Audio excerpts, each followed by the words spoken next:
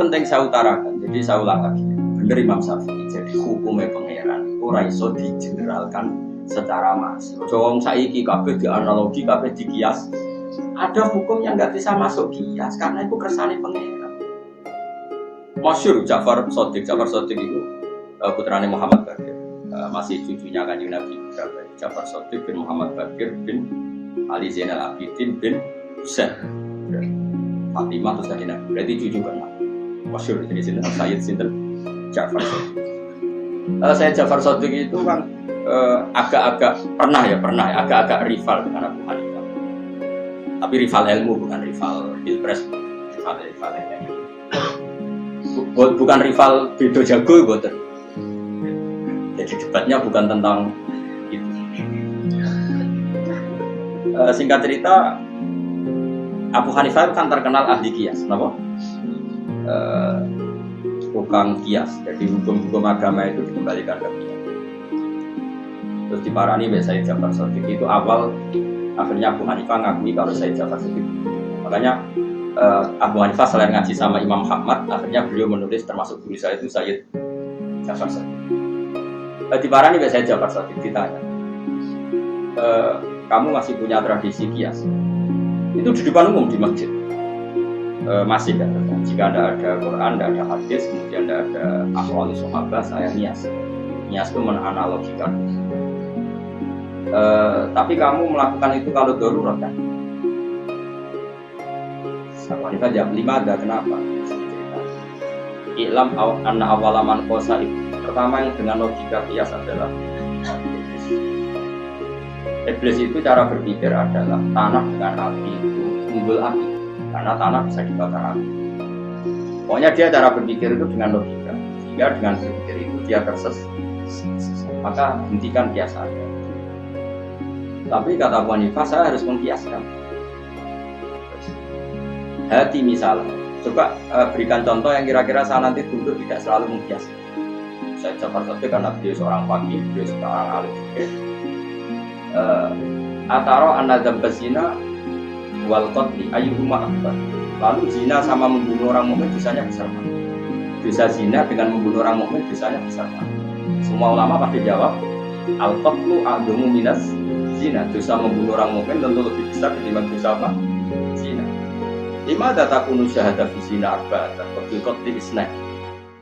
Tapi kenapa kalau saksi zina harus 4 sementara saksi pembunuhan cukup 2? Harusnya kalau zina sama qatlul mukmin itu tinggi qatlul mukmin, saksi qatlul mukmin harus lebih banyak.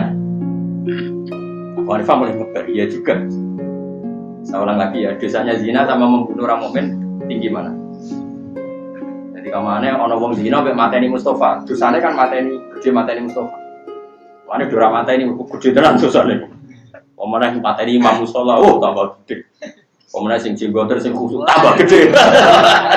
Pokoknya sesuai wae. Makome. Nah, tapi kenapa saksi zina harus 4 sementara saksi pembunuhan cukup 2? Andai kan nuruti kias kan saksi pembunuhan harusnya lebih banyak. Hanifah mulai ngebar terus. Hanifah insaf itu sudah saya katakan tadi sebenarnya saya mengkiaskan itu kalau darurat. Terus kata Ja'far Shadiq nggak apa-apa kalau begitu. Nggak apa-apa kalau terpaksa kias ya kias, tapi selagi tidak jangan. Nah ini juga yang menjadi ilmunya Imam Syafi'i. Sehingga meskipun kita punya kias masif, kalau barang suci kena najis pasti menjadi najis atau mutanajis. Tapi tentu saja kita tidak memasukkan mani dalam kaidah. Paham ya? Ya, kita tidak memasukkan mani dalam kaidah.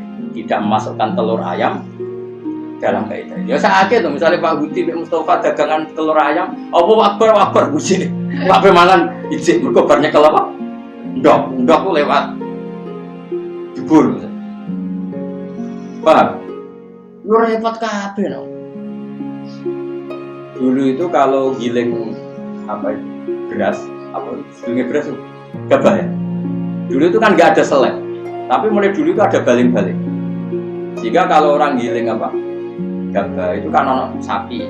Sing kaya sekarang kuno-kuno giling tebu, giling gabah agak berapa? sapi utawi apa unta dimuter doang. Terus itu jadi menggiling. Lah di sewu kan sak dawa-dawane kan paling 2 meter. Lah uyohe sapi yo nguyo yo ngising ambek pirang-pirang jam kan yo nguyo ngising. Ya cipratane yo tok gabah beras mah. Iku nek gone muen diceritakno. Lah singkat cerita ana kiai kok Mustofa ni sok khusyuk ngene iki terus takok. Iki lho aja iki kok disuci. Imam Bulkini ku ulama kok ngamuk dene. Ah takon nek rata aku murid. Takon nek rata aku. Iku boten takon. Ora ulama-ulama sing bar giling ya tenang ae bar mulai dipangkul, ya santai bar iku wae salat ya. Salat wae masak ya ora dicuci ya biasa wae. Ya ora darani suci, ya ora darani. Karena ini sudah jadi amalun nas, apa jadi amal. Ya sudah mulai dulu orang. Pernah Sayyidah Maimunah itu tanya sama Rasulullah, ya Rasulullah saya ini perempuan sing udayilu, utilu daili, sang pakaian saya itu nyerempet tanah. Karena perempuan itu kan disunatkan apa, yang pakaian yang bawah jadi apa? Meksi ya. Ya kira-kira kalau di Indonesia meksinya itu kan mepet apa? Tanah. Sing lanang kan disunat cingkrang. Tapi di Indonesia contoh cingkrang sudah dialiran. Jadi kiai itu rapati wani nyontokno kok. Singkat padahal kan misalnya lewat beduan gini kan mesti ono bekasnya tletong, bekasnya najis, ono misalnya kayak peceran-peceran najis kadang kan ya nyiprat-nyiprat yang putih. Singkat cerita Maimunah tanya, ya Rasulullah, saya jalan ke masjid melalui jalan-jalan itu dan di sana pasti banyak najis. Lalu gail saya ini, gailun itu apa? Serampatan paling apa? Ngisor itu jenis apa? Gailun bahasa Arab ya, pencaman latihan bahasa Arab. Jadi apa? Gailun. Jawabnya kajian Nabi enteng. Yutahhiruhu ma ba'dah. Dia sanggep ae kok suci. Jadi yang berbar kena najis, kok liwat neh ya suci. Kok kena najis neh liwat neh. Wa alaihi amalun nas. Begitulah amalun. Akhirnya sudah enggak ada debat tadi. Andai kan kaidah Anda tadi benar, setiap sesuatu yang suci kena najis pasti kena najis. Wong ning masjid kan wajib salin sarota. Mulane akeh wong was-wasan perkara ini. Lah jajal ayo masjid sing ora aping liwati najis ben roh raine. Wis cingkrang lah wis ngasil cingkrang lah. Mergo wong cingkrang-cingkrang nak mlaku ya banter-banter kan. Lah nak banter terus tipake slandatane iku liwati apa? Najis. Kira-kira munggahe iku tok sareng tok apa nganti tok klambi ngisor. Kira-kira. Kira perlu nganti tok klambi apa? Contoh gampang nak udan itu. Udan kayak mlaku cepet iku kira-kira sing bekas rusohe tok klambi apa tok sareng tok. Lah kira-kira ratan itu suci murni apa ana mutanajis ya jawab. Andai kan kaidah itu jalan, tentu orang juga harus salin ketika sudah sampai. Tapi tidak ada ulama yang salin. Ya biasa wae. Jadi dablek itu bener senajan ora kok ilmu. Lah ini alhamdulillah dablek ana bener deh. Pas ya, dablek pas ya, jadi dablek tapi pas. Justru ulama mengkritik kalau ada orang sok was-was sini-sini apa?